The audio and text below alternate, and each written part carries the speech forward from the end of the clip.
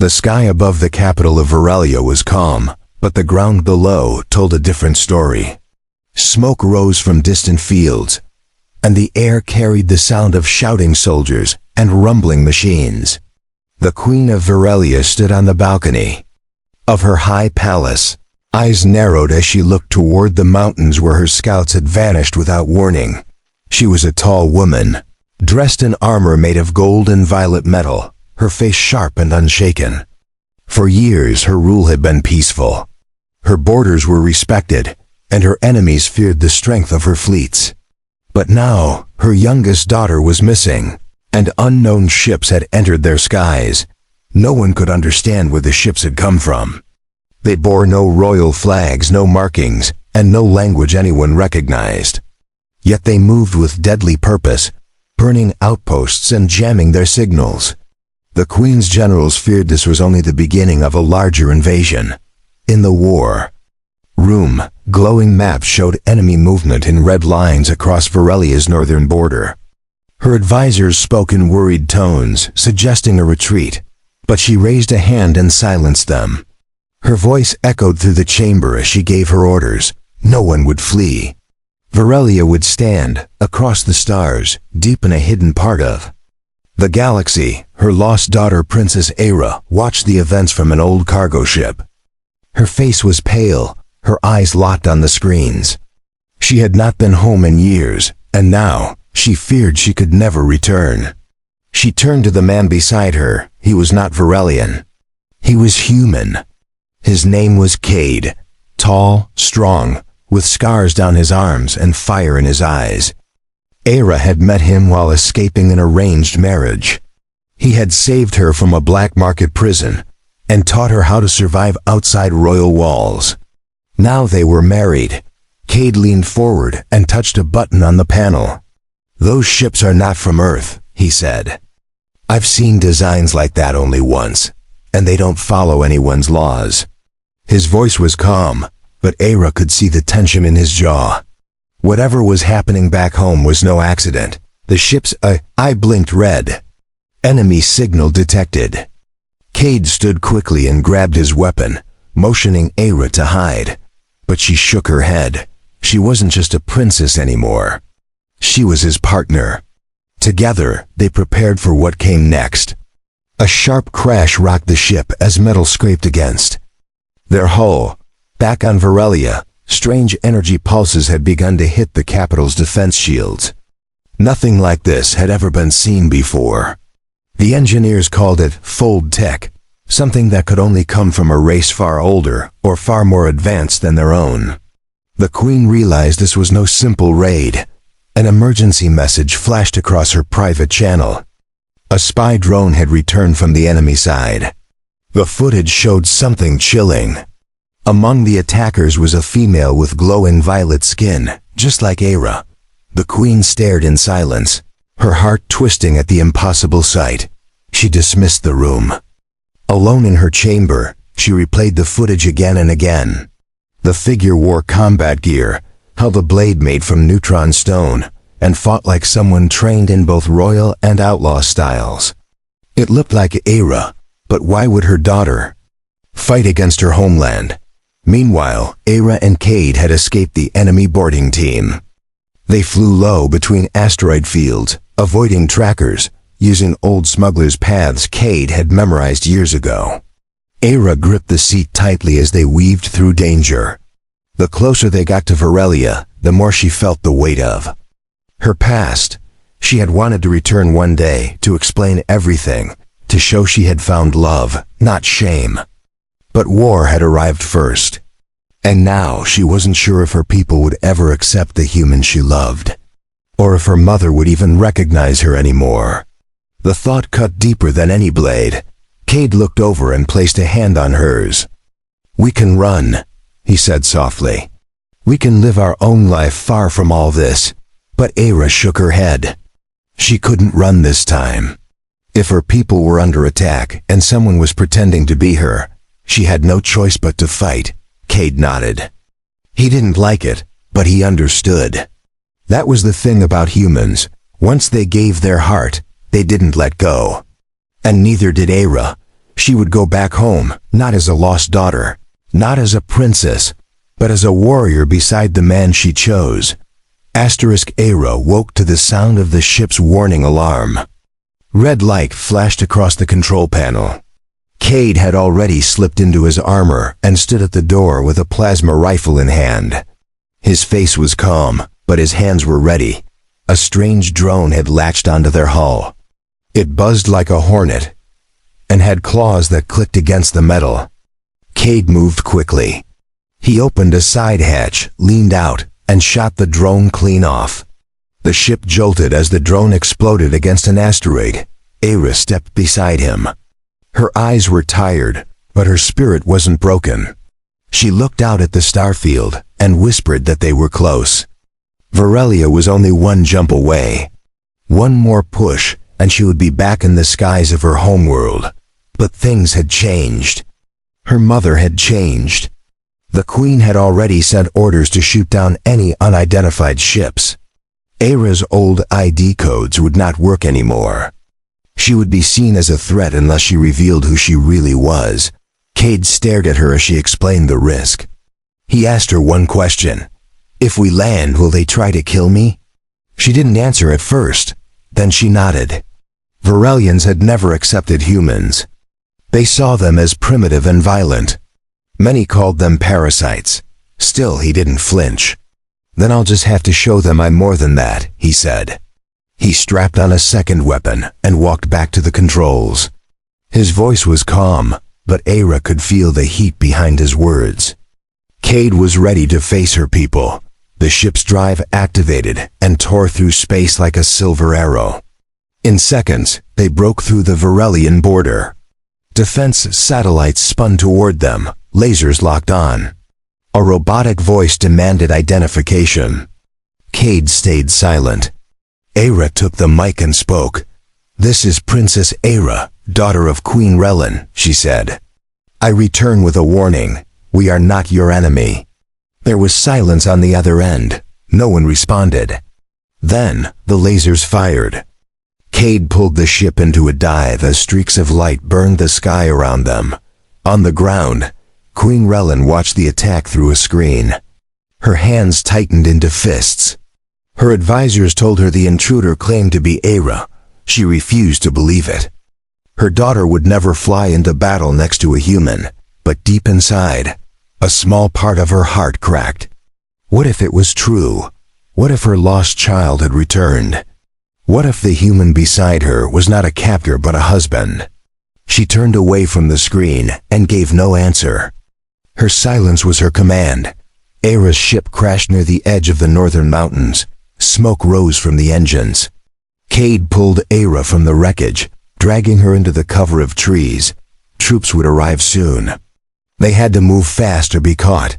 They found an old cave from Era's childhood. Her fingers brushed over the carved walls. Her name was still there, next to her sister's. For a moment, she smiled. It was the only piece of her past that hadn't burned. Cade checked his rifle. He turned on the shield generator on his wrist. They had maybe 5 minutes before soldiers arrived. "We don't have to fight," he said. "We can hide and wait." But Era shook her head. "They need to see me," she said. "They need to know I'm not afraid." Soon, a squad of Varelian guards burst into the clearing. They pointed their weapons and shouted for the intruders to surrender. Era stepped out from the shadows with her hands raised. Her face was bruised, but her eyes were proud. The soldiers froze when they saw her. One of them whispered, "Princess?" Another lowered his weapon. Confusion filled their ranks. Some stepped back. One knelt. But then the commander barked an order, "Arrest them both." The guards hesitated. Era didn't move. She simply said, "Take me to my mother." Cade stepped beside her. He said nothing, but his body blocked her side like a shield. The commander looked between them and nodded. The soldiers did not fire. Chains were brought out, but Era refused them. "I walk free, or I do not walk," she said. The commander allowed it. Together, Era and Cade walked through the forest, surrounded by guards. They did not speak, They did not look back. Above them, the sky began to darken. Lightning split the horizon. It was not from a storm. It was from a ship far larger than anything Veralia had ever seen. The palace gates stood tall like frozen giants. Their metal frames gleamed under the twin moons, but tonight, no royal banner waved above them. The guards at the entrance stared with wide eyes as Aira stepped forward, her hand still wrapped in Cade's. None of them moved, none of them spoke. These were trained warriors, loyal only to the crown. But they recognized the royal walk. They saw the eyes of their lost princess. And they saw the human beside her, scarred but fearless. A silent order came from the tower. The gates creaked open. Aira and Cade walked through slowly, side by side. Behind them, soldiers followed with unsure steps. Whispers spread across the palace walls. Servants peeked from corners. Advisors rushed to the throne room. Queen Raylan stood alone under the high ceiling of the Hall of Stars. Her crown rested beside her, untouched. Her arms were crossed behind her back. She had not slept in 2 nights.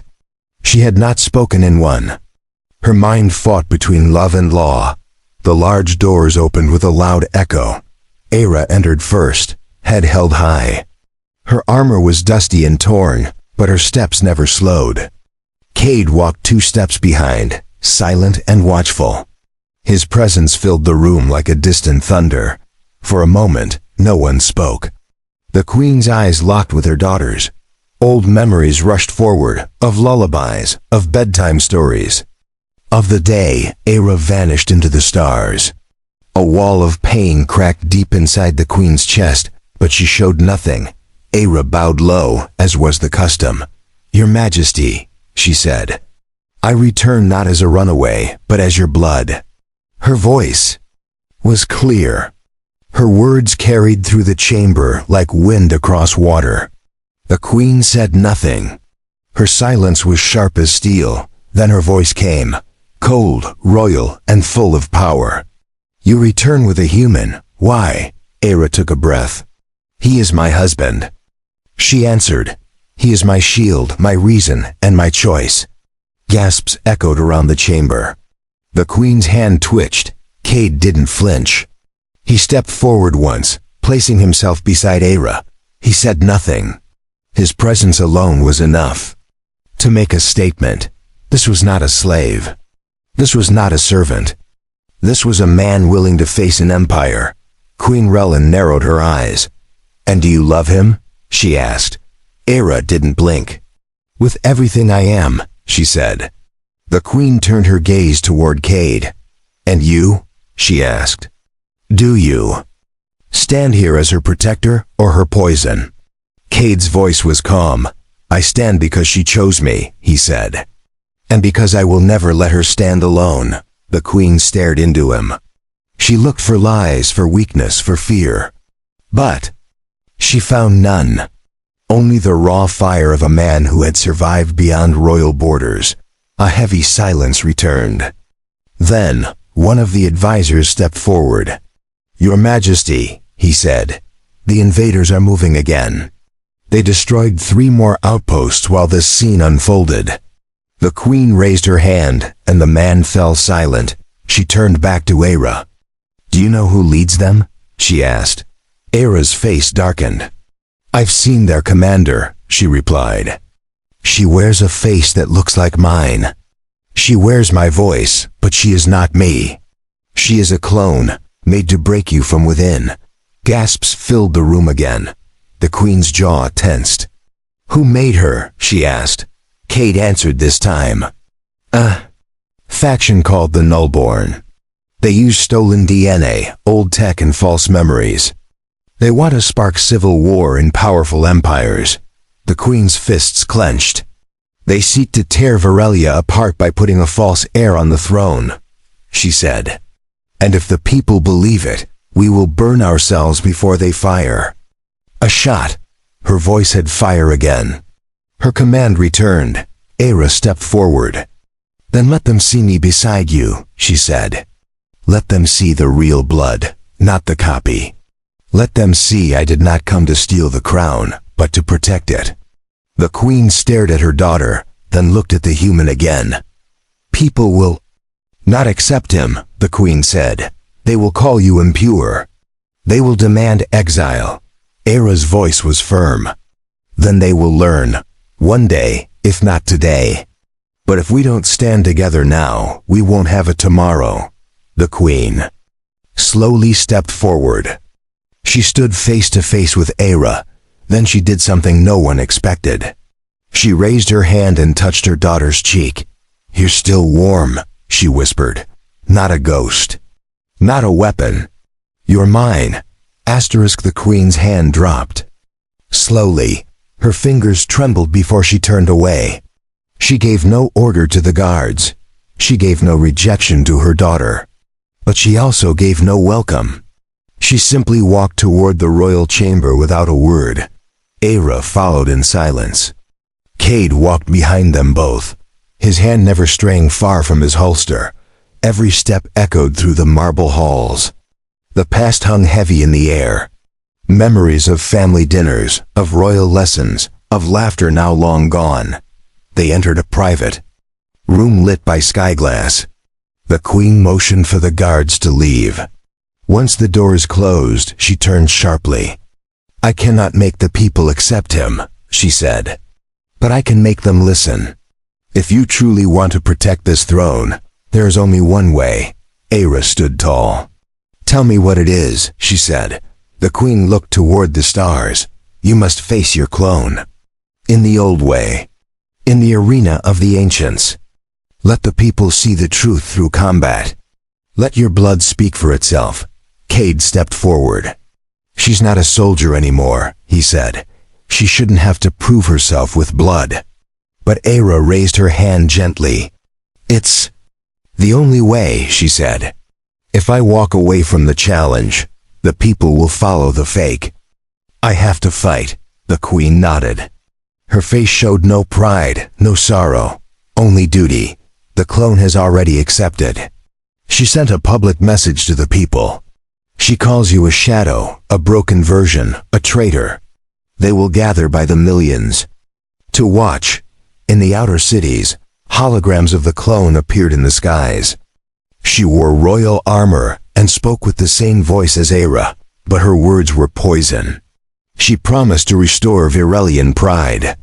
She called for the human to be executed and the throne to be cleaned. Crowds watched and listened. Some cheered. Some stood confused. Many didn't know what to believe. They had been told the princess was lost. Now two had returned. Only one could wear the crown. The old law demanded battle before belief. In the palace arena, ancient torches were lit for the first time in decades. The air carried the smell of stone and oil. Warriors had once fought here for honor, for justice, for love. Now the blood of a daughter and a copy would stain its floor once more. Era stood in her old armor, now reforged. Her sword was light but strong. Cade adjusted the straps on her back. He didn't speak. His hands were careful, his eyes watching every movement. When he finished, he took her hand and kissed her knuckles. "I don't care what they say," he whispered. "You are more royal than any throne." She smiled, touched his cheek, and turned toward the gate. Beyond it, the arena waited. Beyond it, the clone waited. She walked forward without fear. The gate opened with a deep metallic roar. Light blinded her for a second before the view became clear. A sea of people filled the stands. At the far end stood the clone, dressed in gold, with a wicked smile stretched across her face. The announcer spoke, but Era didn't hear the words. Her eyes were locked on the false reflection. It was like staring into a broken mirror. Every step the clone took felt familiar, yet wrong. She moved like Era, but with the sharpness of something hollow. Swords were raised. The match began. The clone rushed first, blades flashing. Era blocked and spun, landing her own blow to the shoulder. Metal sang against metal. The crowd roared as sparks flew between them. It was not just a fight. It was a storm. The clone laughed. You left them, she shouted. You chose a human. I was made to rule, not run. Era didn't answer. Her blade did the speaking. Each strike came from memory, from pain, from years of running and surviving outside her world. Blow after blow, their movements blurred. The clone fought like a machine, trained to mimic.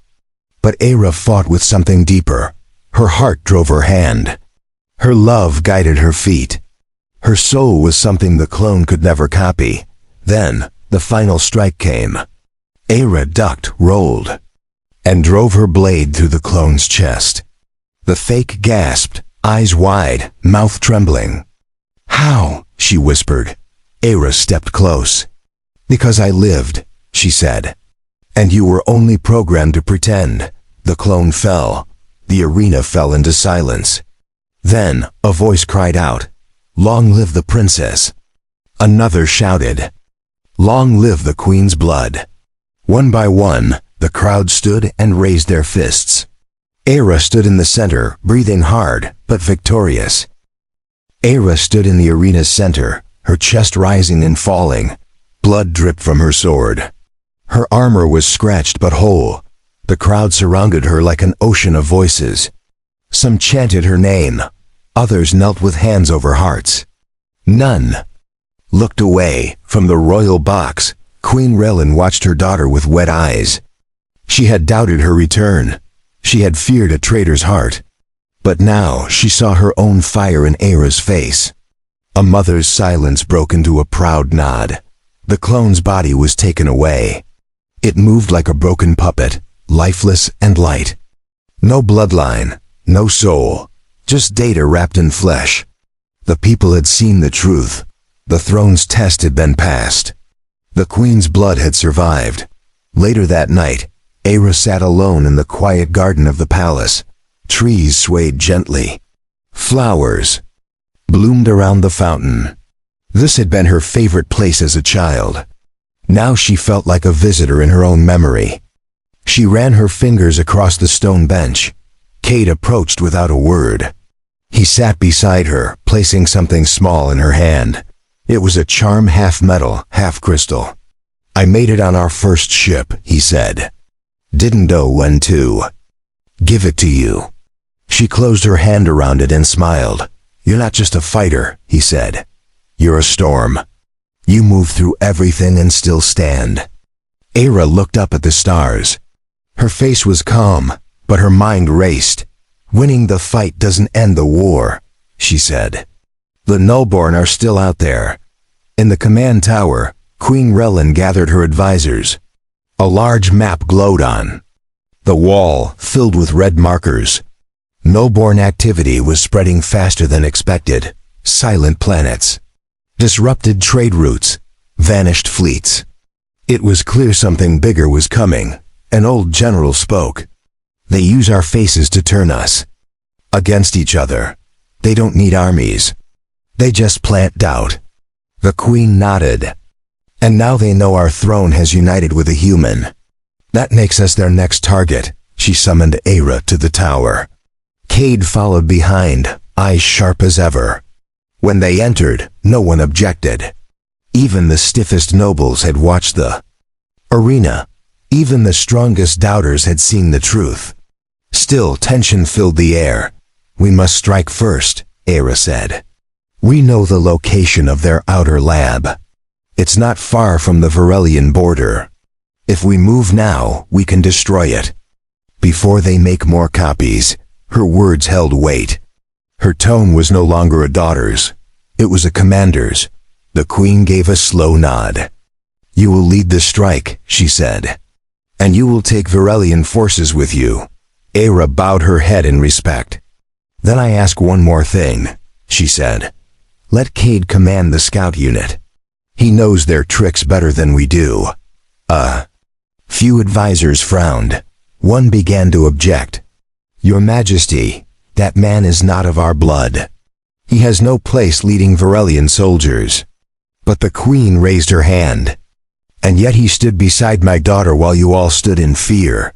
The room fell silent. The queen turned to Cade. "Do you accept this command?" she asked. Cade met her gaze and nodded. "I accept," he said. "And I'll make sure. Every soldier who follows me comes home alive." The strike plan moved quickly. Ships were loaded. Armor was prepared. Aira wore her mother's old crest on her shoulder. Cade wore no crest. He carried only the weapons he trusted and the memory of every war he had survived. On the launch pad, Aira looked at the fleet with steel in her eyes. This was no mission of revenge. This was defense. This was duty. And it was something she would no longer run from, not as a princess, not as a wife, not as a warrior. Cade placed a hand on her shoulder. "Ready?" he asked. "Not really," she said with a soft grin. "But that's never stopped me before." The ship roared as they boarded. Virelia's flag rose high into the sky. A new chapter had begun. As they flew into darkness, the stars stretched around them like silver roads. Behind them was a kingdom still healing. Ahead of them was a nest of lies, danger, and hidden enemies. The war had changed. And now, so had its heroes. Asterisk, the Nullborn facility floated above a broken moon. Its surface was a twisted blend of black towers, glowing circuits, and strange spires that hummed in the cold silence of space. Virelian scouts had never made it close before. This time, they came in numbers. Aira stood on the command deck of the lead cruiser. Her eyes locked on the rotating structure in the distance. Each movement of the enemy station seemed to pulse. Like a living thing. This wasn't just a lab. It was a fortress. Cade stood beside her, helmet under his arm. "We'll need to move fast once we breach," he said. "Their outer shells will be thick, but it's the inside we need to fear. They'll have clones ready to defend the core." Aira nodded. She opened the comms channel. Her voice echoed through the strike fleet. "This is Aira of Virelia. We are here not just for victory. We are here for truth. For those they've stolen. For what they've tried to destroy." The fleet responded with roars and flashes of light. Dozens of ships powered forward. Missiles tore through the darkness. Explosions bloomed against the Nullborn shields. The enemy responded with cold precision. Drones launched in waves. Lasers shot through space like threads of fire. Aira and Cade boarded a fast-drop pod with 6 elite soldiers. As the pod launched, the walls shook violently. Aira gripped the handles and looked across at Cade. "This feels worse than the arena," she said. "At least there, I could see who I was hitting." The pod crashed into the outer deck of the enemy base. Metal bent and groaned. Aira kicked the door open and led her team into the corridors. Strange lights blinked on the walls. They passed. Tanks filled with half-formed bodies floating in green fluid. Clones in various stages of life stared back with empty eyes. Some had Aira's face. Some had others. There were even copies of Cade. He paused in front of one and stared. It looked almost human, but the eyes were wrong. Hollow and cold. "They're making armies," Aira whispered. "Not soldiers, not people. Just copies meant to confuse and destroy." Cade fired a blast through the tank. The clone inside shattered with the glass. "We end this now," he said without looking back. Alarms blared. Nullborn guards appeared. From hidden doors. Their armor was tight, smooth, and marked with shifting symbols. They didn't speak, they simply attacked. Aira's team met them with steel and fire. The hallway turned into chaos. Cade moved like a wave, knocking enemies back with brutal precision. Aira's sword danced in deadly arcs. Her team held the line. The Nullborn were skilled, but they lacked emotion. They fought like machines. They died like shadows. Deeper into the base, a final chamber waited behind a sealed door. Aira placed her palm against the scanner. The door opened with a hiss. Inside stood a figure in a long cloak, surrounded by data screens. The leader of the Nullborn faced her calmly. She wore a mask of bone and metal. Her voice came out soft, but filled with pride. You destroyed one clone. It means nothing. We have thousands. You cannot stop what is already growing. Era stepped forward. You use our faces. You steal our voices. But you don't understand. Our hearts. You think we're just pieces of code, but we're more than blood. We choose who we are. And I choose to end you. The figure raised her hand. Two massive Nullborn warriors stepped from the shadows. Cade stepped between them and, Era, go, he said, end this. I've got them. Without hesitation, Era ran toward the main console while Cade fought the guards behind her. Sparks flew as she slammed her blade into the central core. Energy pulsed from the machine. Lights flickered wildly. Screens shattered. The floor began to shake. Era turned back to Cade. He was bleeding but standing. His enemies were down. The leader screamed in rage. She charged at Era with a blade of pure light. But Era turned, caught the strike, and drove her own sword into the enemy's chest. The Nullborn leader fell to her knees, mask cracking, voice fading. We are forever, she gasped. Era looked down with steady eyes. No, she said. You're finished. The enemy collapsed. The lights across the station began to dim. Explosions rumbled below.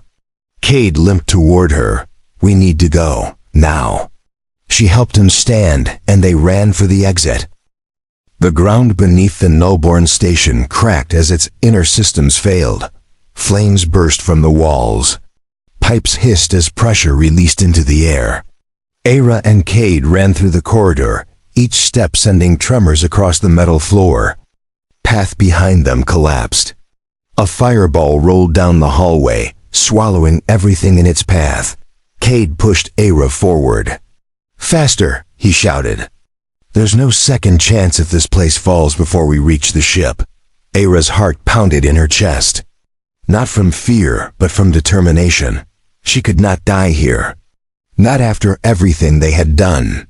Not while her people waited for her return. She kept running, the burning heat biting at her back. They reached the outer deck. A Varelian dropship hovered just beyond the ledge, ropes lowered. Soldiers waved from the open hatch.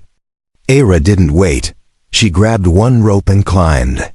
Cade followed close behind, his leg bleeding badly. The ship lifted as soon as they cleared the edge. Below, the enemy base began to break apart. Black towers crumbled into themselves. Electric. Storms danced across the wreckage. Then the entire station exploded, sending shockwaves through space. Inside the ship, Era pressed her hand to Cade's wound. Blood soaked through the fabric. He winced but smiled. Still breathing, he said. That counts for something. Era gave him a tired grin and nodded slowly. A medic approached and began treatment. Cade leaned back, eyes half closed. Era stood and walked to the front of the dropship. Outside the window, the stars stretched forever. Somewhere in that darkness, more threats could rise. But tonight, one had ended. The fleet regrouped near the Varelian border. Cheers erupted across every channel. Commanders congratulated their crews. The Queen's voice echoed through the system. Today, my daughter and her bondmate ended a shadow that haunted us for years. Let this victory remind us who we are. The soldiers raised their fists and repeated one phrase. We are light, we are Varelia. Era listened in silence. She didn't need to speak. The roar of the people said everything. Her fight had not been for power. It had been for peace. Later in the palace garden, Era stood under the old moon. Tree, the leaves shimmered silver. She remembered playing here as a child, pretending the branches were swords. Now she stood not as a dreamer, but as a warrior who had earned her place. Cade walked toward her with a limp. His shoulder was bandaged. His eyes were tired but calm. He stopped beside her and looked up at the sky. Do you think they'll ever really accept me? He asked. Era didn't look away from the stars. They already do, she said. They just don't realize it yet. Cade smiled and took her hand. It was rough, scarred, and strong, just like hers. No crown had touched his head. No title followed his name. But he had proven himself more than any noble ever could. Inside the throne room, Queen Relin met with her council. She wore no crown tonight, only a dark robe lined with silver. She listened to their praise, their relief, their excitement. But she raised her hand and silenced the room. "This victory was not mine," she said. "It was my daughter's, and it was the humans. Without them, we would not be standing." A few nobles shifted in discomfort. One dared to speak. "Do you plan to name him as one of us?" The man asked. The queen's gaze sharpened. "I plan to name him as Virelia's shield. He saved my daughter. He fought beside her. He bled for our people. If that is not enough for you, then perhaps you have forgotten what honor means." The room fell silent again. None spoke. None argued. Slowly, the council nodded. One by one, they accepted the truth they had once denied. Change had come. Not through speeches, not through laws, but through action and sacrifice. The next morning, a ceremony took place before the palace. Citizens filled the streets. Flags waved. Music filled the air. Aira stood at the steps with Cade beside her. The queen stepped forward and placed a medal on his chest. She spoke only one sentence. "He is one of us now." The crowd erupted. In cheers, Cade blinked, stunned. Aira took his hand and lifted it high. Across the city, his name became more than a whisper. It became a song of unity. The sun rose over Virelia with golden light, stretching across the towers and spires. The streets were filled with joy, but also with questions. For the first time in history, a human had stood beside the royal family, not as a guest, but as kin. Aira walked through the royal hall wearing ceremonial armor. Her blade was sheathed at her side, but her presence held more power than any weapon. As she passed, nobles and guards lowered their heads in respect. She had earned it through fire and war. Cade walked beside her, his clothing simple but clean. The crest of Virelia now rested on his chest. It was smaller than Aira's, but no less meaningful. He had never wanted a title, but he carried it with quiet strength. In the great hall, Queen Relin stood beside the throne. Her hands were clasped, her face calm. The crown rested on a cushion, untouched. Today was not about her. It was about something larger. It was about change, unity, and legacy. Aira stopped at the base of the throne steps. She looked up at her mother, her expression soft but steady. The silence between them held more than words. The queen gave a small nod, then turned to face the crowd gathered in the chamber. "My daughter returned not in chains," she said. "She returned with truth, with courage, and with a man no one believed in. Together, they faced the darkness that tried to divide us. Today, we honor not blood, but choice." Gasps echoed through the room. Aira stepped forward and bowed her head. "I do not ask for the crown," she said. "I ask for a future where those we love are not judged by their origin, but by their actions. Let Cade stand beside me as proof of that path." Cade said nothing. He stood still, his hand lightly touching the charm he had once given Aira. He didn't want power. He didn't need glory. But he knew this moment wasn't about him. It was about what they had built together. The queen picked up the crown and placed it in Aira's hands. "Then let the people see," she said. "Let them see what strength born from difference looks like. You are not the past. You are the beginning of something new." Aira held the crown high, the chamber lit with golden beams from the skylights. The people cheered, some wept, others stood stunned. But none looked away. History was being rewritten before their eyes, and they welcomed it. After the ceremony, Aira and Cade stood on the palace balcony. The city stretched out before them, children waved. Elders bowed, soldiers saluted. It was not perfection. There were still doubters. But hope had taken root. Cade leaned toward Aira. "So," he said quietly, "what does a royal husband do?" "Now?" Aira smiled. "Anything he wants. As long as he stays by my side." They laughed softly, but their eyes held the weight of everything they had survived. Behind them, the queen watched with a faint smile. For so long, she had ruled with strength and distance.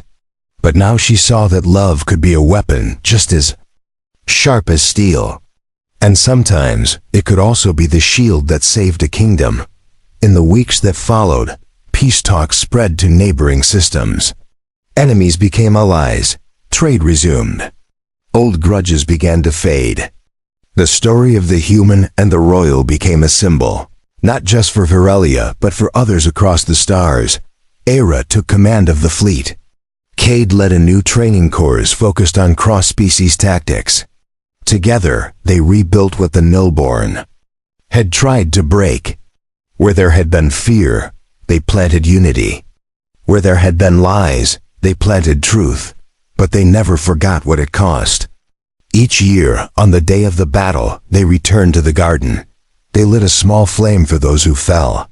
They stood in silence, not as rulers, not as heroes, but as people who had once stood alone and chose to fight together. One evening, under the moonlight, Aira turned to Cade. "Do you think the future will be ready for our children?" she asked. He took her hand and kissed it. "If they're anything like you, the future better be ready for them." And so, the kingdom of Virelia entered a new age. Led by a queen who had walked through fire, guarded by a man once called an outsider, and remembered by a story that would echo through time, not because of blood, but because of love.